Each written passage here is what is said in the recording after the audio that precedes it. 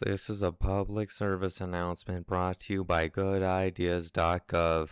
Yo, fuck off, ma. I'm gonna go live in some dude's apartment and become a model. Now, if your sniffer is smealing teenage angst, good. Ai Yazawa, the mangaka for Parakiss, is very adept at realistically addressing the insecurities and feelings of unfulfillment among young people in her works of fiction.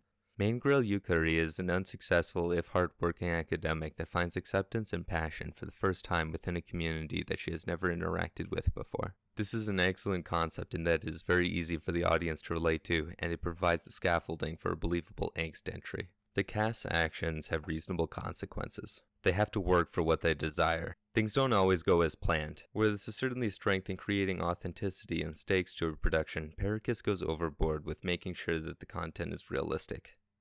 This problem manifests itself in the epilogue episode, where the generally consistent pacing is destroyed in favor of providing a real-life conclusion. The most compelling aspect of Parakiss is the people that make up the community. Everyone has problems, both personally and in the way they interact with others. Yukari is a naive, judgmental, gullible, and open-minded teenager. These traits allow her to quickly acclimate to a different environment in order to discover passion and how to take responsibility for her actions. They also make her abrasive, easily manipulated, and rash.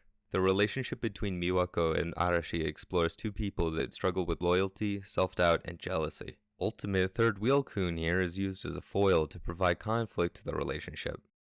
Knack knack. Who's there? Tokyo. Tokyo who? Tokyo bitch! These insecurities and their struggles to overcome them is what makes the relationship so interesting. Also, Miwako is adorable. Duder Girl receives the least development, but yo guy, I'ma let you finish. But Isabella had the best development. That episode was dope. No. The thing about flashback sequences is that they explain the character's motivations and origin story. Development suggests that the character has changed in some way as a result of the events in the story. George,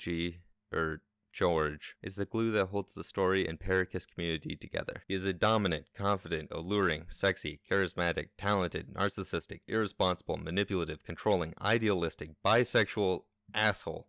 And he's awesome. He lights up the screen with a surreal embodiment of the snooty fashion industry. He heavily influences nearly everyone he comes into contact with and becomes insecure because he doesn't know if he's responsible for people that bend to his will. He comes off as apathetic, but it is more reasonable to assume that he is irresponsible and harbors resentment for weak people. His colorful cast makes up one of the most irresistible communities in anime. The members of Parakiss grow and learn from each other. They become better and stronger people as a result of interacting with each other. Kenji Hamada is excellent as George, accentuating his sexy and alluring nature while maintaining an air of superiority. He makes George vulnerable without turning him into a wet kitten, which is crucial in articulating his character. George is an unapologetic asshole that you're supposed to admire, not feel bad for. Somewhere in the marketing cycle, they decided to try and recruit Yu Yamada to play Yukari. She is a very successful vocalist and live-action actress that had never done a voice role before or since Parakiss. I hope that it boosted sales by increasing awareness, because her performance certainly didn't help the production. Her complete lack of talent is sometimes charming, but usually is just laughably bad. She is incapable of keeping a consistent mood, and she badly butchers the timing of comedic dialogue. Marika Matsumo is similar in that her career was mostly focused in live-action performance, but she is very talented and perfectly captures the energetic naivety essential to Miwako. Same deal with Shunsuke Mizutani, who is most well known as the vocalist and guitarist for the Babies rock band. He's really talented, showcasing Arashi's insecure, excitable, and sensitive personality. The English dub is really bad. Briefly, Patrick Seitz is incapable of producing the subtle aspects of George. They tried and failed to do an English squeaker from Miwako. The OP of Parakiss is effective in expressing its bold, in-your-face nature, while the ending succeeds at bringing levity and fun to an otherwise sober series. There is very little in the way of musical score during the series, which is appropriate because there is a lot of dialogue and self-reflective thought. A complicated musical score may have actually confused and inhibited the telling of the story. Parakiss at least partially subscribes to the film theory of only having music when music is actually playing within the world of the story. This can be observed when they are in the Parakiss studio. The music that plays is whatever is on Arashi's playlist.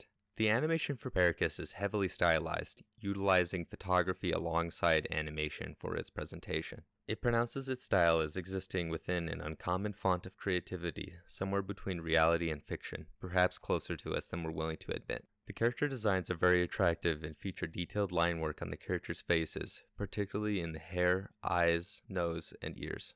This allows for greater emotional expression. A choice was made to keep characters off screen during much of the exposition and interior dialogue. This gave the audience a better understanding and interest in the setting.